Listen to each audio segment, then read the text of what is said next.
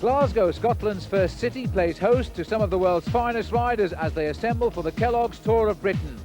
The Scottish city last welcomed the race in 1989, and now the 5-day journey south starts here. Tomorrow the route penetrates the Lake District for the first time between Carlisle and Blackpool. On Wednesday we're in Bolton and Liverpool. On Thursday it's Chester to Leicester. And on Friday the survivors end the 500-mile race with the stage from Nottingham to Manchester. The field is without doubt the best ever assembled. Sean Yates, Britain's Tour de France leader for a day last month, is here. Vyacheslav Yekimov, winner of America's Tour DuPont. Andrei Schmil, winner of this year's Paris-Roubaix and the World Cup leader.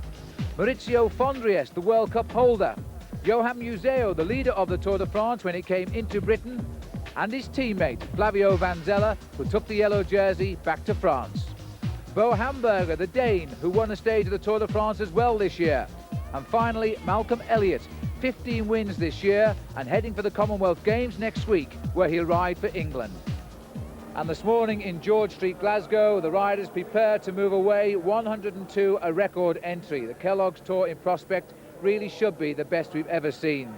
Well, just 4 short weeks ago, many of these riders were here when they were taking part in the Tour de France.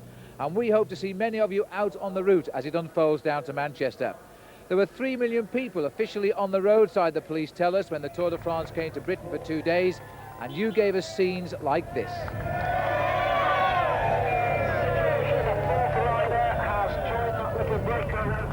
Well, yesterday the cycling programme started here in George Square, the Grand Prix of Glasgow, where all of the riders entertained a crowd of some 4,000.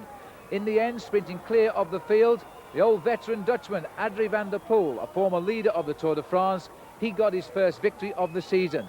He rides today. And Van der Poel among the field, 17 teams in the lineup, a record entry of 102 as they roll away here now from George Square for a very tough circuit indeed. And alongside me in the commentary box, as always, Paul Sherwin, the former Tour de France rider. Phil, 129 miles the riders are going to face today, starting out along the banks of Loch Lomond, but I think there'll be a sting in the tail when we get back towards Glasgow. Kippen Hill and Campsie Fell is going to be very tough. And so also joining us, an old favourite on the Kelloggs Tour. G'day, they're off and racing in the Kelloggs Tour, and it's great to be back again. We hope you'll come and have a look along the side of the road if the race should pass through your area. Bring along a banner and make sure it's a funny one, because we'll be filming them and showing them on TV all week, just like this one. Well, thanks Alan, and thanks everybody for the banner down on the Tour de France a month ago. The riders now though along the banks of Loch Lomond, and the field already showing signs of stress at the back. We're heading now towards the first sprint town of the day at Luss, and then we go up into the mountains of the lowlands of the central region here of Scotland. The first attack of the day coming from Ben Luckwell, about 6 miles outside of Glasgow, and a long way, Paul, for him if he stays away to the end. And a very tough final too, as we said earlier. There's some very tough climbs in the last few miles of this race. Ben Luckwell being very brave today, because to stay out with such an exceptional field that we've got this year in the Kelloggs Tour of Britain, it's going to be very hard. Well, this is the town of Luss, 22.3 miles covered, and the first sprint of the day. There are 3 sprints today, and a nice cheer from the crowd as through it goes Ben Luckwell, the 28-year-old from Bristol. Let's have a look at the weather, Paul. Excellent racing conditions for the riders today, with a high of 21 degrees Celsius this afternoon. Cloudy spells in the morning, but opening up to the sunshine later on in the afternoon, and absolutely not a breath of wind. And the bonny banks of Loch Lomond looking very inviting for the riders today, but out front, let's go to Alan Piper now, who's with the leader of this race on the road. Tactically, this is a great move by Ben Luckwell. Being the first day, nobody has the yellow jersey. Which teams are going to chase? Ben's taken the advantage, attacked in the start, and he's got a great lead. At the moment he's got 10 minutes, but I think he really needs to have 20 if he's going to have any chance of staying in front until the finish. Maybe we can see an Englishman in yellow tonight. We'll see. We certainly will, Alan. In fact, Luckwell's lead just over 10 minutes, 10 minutes and 10 seconds. This is now the sprint for second place here in Luss, and it's going to be a good one, and the first chance to see that demon sprinter Jan Zerada, who won a stage in the Tour de France, just pipping Mark Walsham there, the British rider, on the line for second place in the sprint. So the first sprint of the day, Luckwell takes it with a lead of 10 minutes. Dorada is second and Mark Walsham is third. Well, the riders still have a long way to go, and of course the hills are still to come, Paul. But Alan Piper is right. Luckwell needs a big lead early on. Well, definitely, as Alan said earlier on, we need 20 minutes, I think, at least, if he's going to try and walk away with the stage at the moment. And there's no reaction as we look down on the main field. They really aren't hotting it up at all yet. Well, let's go to Alan Piper again. He's now found an old friend and last year's winner, Phil Anderson. You've won 2 Kelloggs Tours. What do you think about a triple? Yeah, it's going to be difficult. I mean, you know, you just have to look at our team. It's a very talented team, and, you know, Sean Yates and Brian Smith, I think we got a very strong team here, and any one of us could win, and then, well, it's a very strong field. What can I say? Well, meanwhile, Luckwell is progressing nicely. We're now in the town of Callander, 76 miles covered, and this man is still out there and looking good. Let's have a look at the time check, Paul. 13 minutes and 15 seconds. It's nosing near that 20-minute margin. It's getting very dangerous now as we go through the next sprint point here, and Luckwell's going to take that very easily. He's going to notch up some great points in the hotspot sprint competition today. Well, the sun is peeping through now. This was the order of the sprint at Callander. After Luckwell came Olaf Ludwig, the sole Olympic champion, followed by Maurizio Fondries, last year's World Cup winner. So the big guns are beginning to fire as well. Now, Joey McLaughlin is now a team manager here of the FS Maestro, Luckwell's team. Remember, Joey was the winner of the very first Kellogg's Tour back in 1987. I wonder what he'd say to him there, Paul. I feel sure he'll be giving him a time check just like the one that's coming through at the moment. In fact, the time is almost halved. The lead, he had 7 minutes and 16 seconds. And to me, it looks like Ben Luckwell is starting to suffer. And the reason is because of the main field here, putting the pressure on. This is Jesper Skibby of the TVM squad, followed by Scott Sunderland, his teammate. And in third place with the pink jersey there, that's Maurizio Fondries. Well, this is the climb of Kippen Hill, and Skibby has swung off to let Sunderland go through. Around about 87 miles covered here now. And Scott Sunderland, a rider left off the TVM team for this year's Tour de France, he was very unhappy about that. He really thought he deserved a place, and maybe he's come here to try and do something about it. He's now riding very strongly and is opening a gap here. Fondries also working well. Fondries, a man who's lost 4 months in the sport this year with a bad back problem, with slip disc in fact. And Fondries now going through and driving hard. A little group going clear, Paul. In fact, Fondries rode excellently last week in the Tour of Burgos, one of the first races he'd ridden back since that injury when he had an operation there. And it looks to me as if the pressure here is forcing a group of 5 riders clear. There are 5 riders, you can see the main field behind starting to zigzag a little bit across the road, and this group may well go clear. Well, we've got here the front Fondries, followed by Sunderland. I think it's Vyacheslav Yekimov, here it is, going through in third place. And the Motorola rider there is Steven Swart, and Gonchenkov, the Ukrainian rider and teammate of Fondries, who's got on. This is Luckwell further up the climb. In fact, the white flag there indicating he's going to be first to the top here of Kippen Hill. The gap is still coming down, 6 minutes 15 seconds. But Luckwell, you know, might be a little bit lucky here, if you'll excuse the pun, because he could jump onto a train that may well catch him in the next 10 miles or so. Steven Swart completed his first Tour de France of 2 this year. And then Fondries, I'm sure, delighted to be back in the thick of the action. I think he's probably delighted to be back racing, because many people thought that operation that he had would put him out of cycling for good, and here he is back at the top of international cycling. But this is a dangerous man to let too far in the front. Vyacheslav Ekimov, especially with that time trial in a couple of days' time. So Fondries is coming up now toward the top of Kippen Hill here, and Scott Sunderland is anxious to go and sprint for the King of the Mountain points as well, and he goes clear. Well, we've already seen Luckwell over the top. Sunderland's going to get second place, Fondries third, and there are 2 more riders trying to latch on at the back. Well, we wouldn't want to disturb this gentleman's day out either, as the riders now head off towards Glasgow. This is the result of the climb. Luckwell wins, but his time gap is coming down. Sunderland, Fondries, Yekimov and Swart follow in that order, and the group has now been joined by others. Alan. Skippy was forcing the pace on Kippen Hill. Sunderland, his teammate, wanted to win the sprint at the top. The bunch was split behind, and Fondries, the former world champion, was able to go with him. His teammate Bortolami's in there. There's 1 Motorola rider, and I think this is the group that'll go to the finish line. But let's see what happens on the final hill. Well, thanks, Alan. In fact, it's not Bortolami. As we now know, it's Gonchenkov, who's the other teammate here of the Lamprey rider Maurizio Fondriest, but this is a tremendous breakaway group with a number of the top teams represented. Now there is the lone figure of Ben Luckwell, who started the action today, and it's tumbling now, 2 minutes and 45 seconds. Well, he really needs to keep the pressure on, because if he can just get over the top of the next climb of Campsie Fell, then he can possibly go to the finish with this group of riders, because they're going extremely well at the moment. But it's a dangerous move, as I've said, with Yaroslav Ekimov in there and the time trial coming up. These riders at the moment seem to be working extremely well together. This is Scott Sunderland at the front. And just look at the face here of Maurizio Fondriest. The danger man in this group for me is Yaroslav Ekimov, winner of the Tour du Pont this year. We're now halfway up Campsie Fell. This is the big climb of the day, and a nice smattering of people enjoying what is a really lovely midsummer's afternoon here. Cheering now Ben Luckwell, his lead now 1 minute and 15 seconds, so it's only a matter of time before they do come up to him. He's not a great climber, Ben Luckwell, but he really is a very, very plucky rider today. There's the chasing group, and the rider at the back here is Saligari, being spoken to by his team manager. They're ahead of the main field now, Paul, by 1 minute and 25 seconds, so the elastic has snapped here. It really has. This is Marco Saligari at the back, just cleaning his glasses. We've got Yaroslav Ekimov in here, Maurizio Fondriest. The only chance, I think, of this group being caught is if the Telecom team start to chase.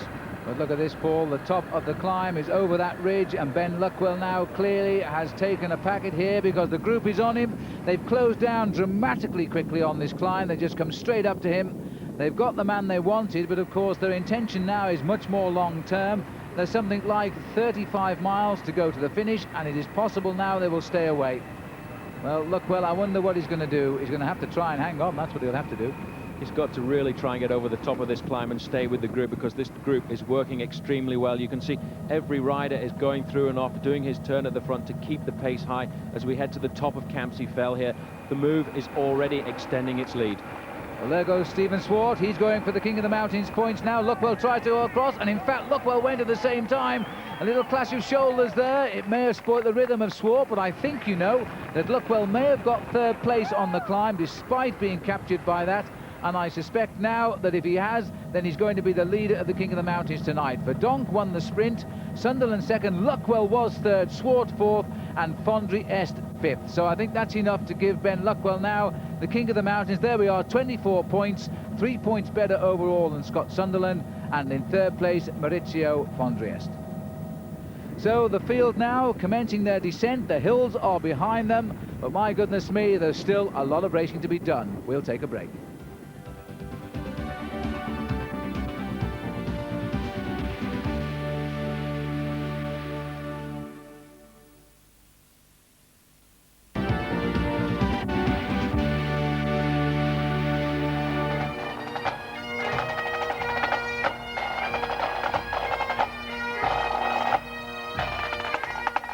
And welcome back to day one of the Kelloggs Tour of Britain, and the crowd here being entertained in George Square in Glasgow by the Strathclyde Police Band. I can tell you too, the Strathclyde Police today have done a marvellous job in guiding the riders in the Tour of Britain towards the city centre where they started from about 5 hours ago.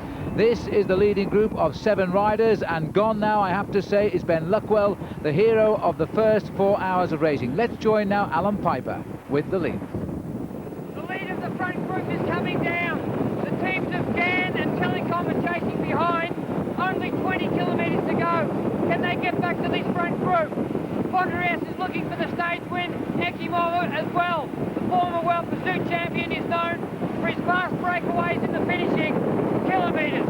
Let's see if he can do it today. And I wonder indeed if he can, Alan, because the breakaway is slowly being brought back by a hard-working group here, Paul. I'm very surprised to see the Gann team working up here, but not this jersey here of the Telecom team, the pink and white team. We've seen them so often in the Tour de France coming to the front to try and prepare the sprint for Olaf Ludwig, one of the fastest men in the world, but unfortunately not a stage winner in this year's Tour de France. They're doing a great job, and they're really eating into that lead at the moment. Well, I really feel as though that breakaway group with so many class riders up there really did think they had this race sewn up today. But you know, the chase down has been fast and furious. We're seeing the Telecom here do exactly what they did on many, many stages of this year's Tour de France. The Telecom team chase on, but we're now entering the centre of Glasgow here for the circuits of the city centre, and this breakaway is still clear. What a shame that Luckwell, on a very small climb, just simply could not hang on any longer. He's not just been dropped by this group now, he's also been passed by the whole of the main field. And they're coming through towards the finishing line here, where they have something like 2.5 laps of the city.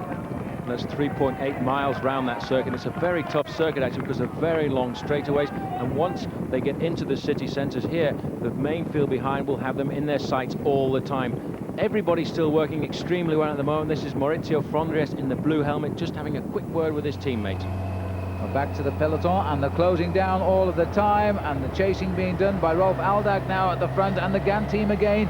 Incidentally, Chris Bourbon, who did so well on the Gant team and for Britain in the Tour de France, not here on the team this week because he's preparing. 1 week today he will go for the World Pursuit title in Sicily, and obviously can't ride this event. That's a shame for us indeed, but my goodness me, the Gant team have made a big mistake today and are now trying to put it to rights. These are the leaders. The time is still coming down, 1 minute and 15 seconds, and Scott Sunderland trying to keep the rhythm going.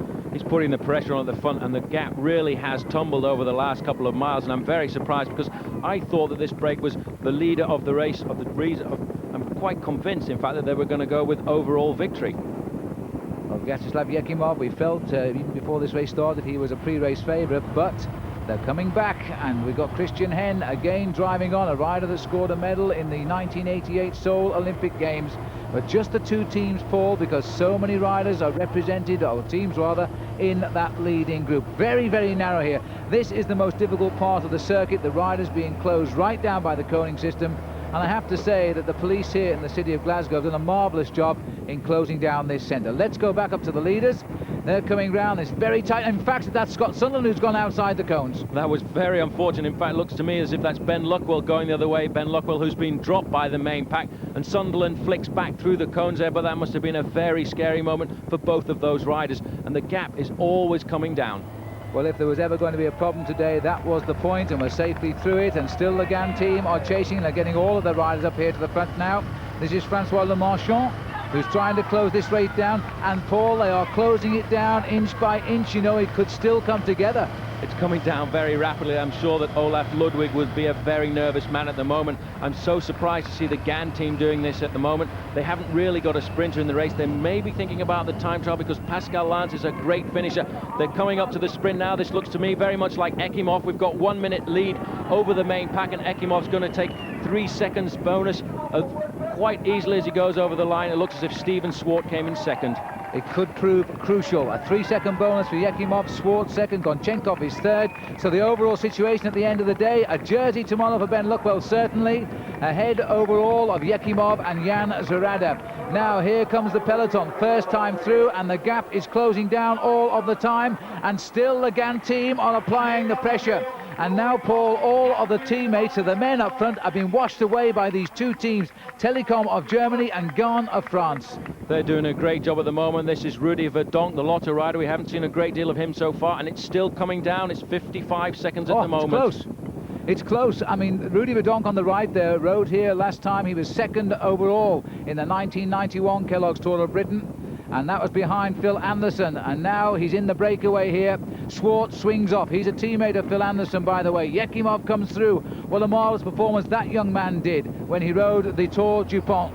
And now the continual chase down, and it's Hen, that strongman we saw so often, chase the breaks down in the Tour de France. He's there again. They really are putting the pressure on. You can see the field is in a long straight line down the road here. Gaps are starting to appear. This is Olaf Ludwig, the silver helmet there. He's the man who wants to take the stage victory if his team can just bring it all back together in the closing miles. What a great job this field is doing at the moment. And it's good to see Gary Coltman there, the rally squad, also mixing it at the front now with riders he very, very rarely races against. Let's the latest time check. It's still, oh my goodness me, it's 30 seconds now. They could well be caught on the final 3.8 mile circuit. It really could go down to the last kilometre at the moment. They really are storming behind. This is Steven Swart at the front, Australian there behind Scott Sunderland. Sunderland would really like to go for the victory today, but let's not forget that Maurizio Fondries has got a teammate there in Gonchenkov. So the breakaway are holding now a very, very tenuous advantage. Remember that Luckwell was swept away, he's been dropped indeed, and I think somebody just peeled off the back there, Paul. I think that was Rudy Verdonk of the Lotto squad. I saw his arm go up. It may well he's got a problem. It may well be that he just wants to get some information. In fact, he's pointing to the back wheel. It's flat. That's a back wheel puncture. The back tyre is flat, and that is terrible. You do all of that work and you ride so well, and a puncture has taken Verdonk out of the showdown. He's being passed by the main field, who are continuing now to be led here by British Telecom, by the French, German Telecom, I beg your pardon, as they go around the circuit here. The Telecom team have been absolutely magnificent. They brought this lead down from over 3.5 minutes. New time check comes through now. It's 23 seconds, so it's going to be very crucial, Phil. The next few kilometres will tell us whether or not they're going to do enough to get back up to this group of 6 riders now, because there are only 6 men left. We've lost Rudy Verdonk with that puncture there, and now is the time when these riders are starting to think a little bit about state victory, and these men here also. This is Rolf Aldog from the Telecom squad putting the pressure on, followed there by Max Chiandri. But they can see now, they can see the leaders ahead of them on these long straight roads. And this is the finish. They've never caught them as they go for the line, and now Gonchenko was the man that led out his teammates, and Fondries is going to hang on for the victory. He takes it on the line. Maurizio Fondries gets his first victory as he comes back from injury. Look at the battle though for the next places. Jan Zerada, the teammate of Fondries, is being washed away from it, and Johan Museo is coming on the right. The big sprinter Museo takes it ahead of Phil Anderson, last year's winner, so he stays in the fight. Anderson taking a good finish there in the main field.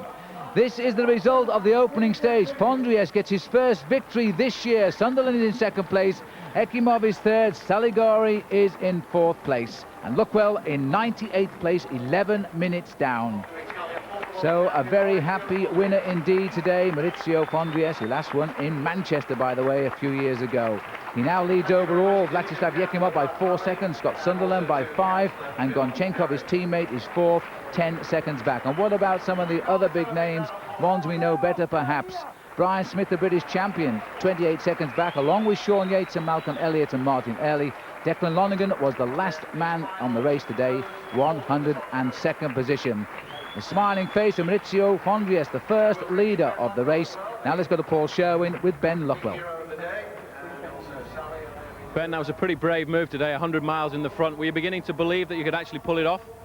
I started to believe with about just before the second from last climb that I may have had a chance, because Joey McLaughlin, the team manager, came up and said I had 13 minutes. But then I got to the stop of the second from last climb, and he told me I had 7 minutes, so then I started to get my doubts. Well, they caught you at the top of the second very hard climb. Then did you think you had a chance of staying with the group because they were going to stay away till the finish? To be honest, I was not that hopeful, because on the last climb my legs started to blow out a little bit, so I was fairly doubtful, but I was hoping it was going to be slightly flatter the running than what it actually was. It was a tough finish, and it was a hard start for you for the Kellogg's Tour this year. It was a hard start, but I set out what I wanted to do. I planned to go away early today and try and get into a solo or a break with a couple of other riders and try and either take the sprints jersey or the mountains jersey, so it's worked out well. Chris Young did a similar move a couple of years ago, so I thought I'd try and chance my hand and see how it went. So from here on you're going to try and keep hold of at least one of those jerseys? I'll try my best, see how it goes. Well, tomorrow Ben Luckwell will have to defend his lead in the King of the Mountains as we climb the Kirkstone Pass for the very first time in the history of the Tour of Britain. Yes, we go into the heart of the Lake District. It's 113.2 miles, taking the riders away from Carlisle and down to Blackpool. Keep coming out, bring those banners and support the riders all the way to its finish in Manchester on Friday. And if you can't, well, join us in our programme tomorrow night at 8 o'clock. Till then, goodbye.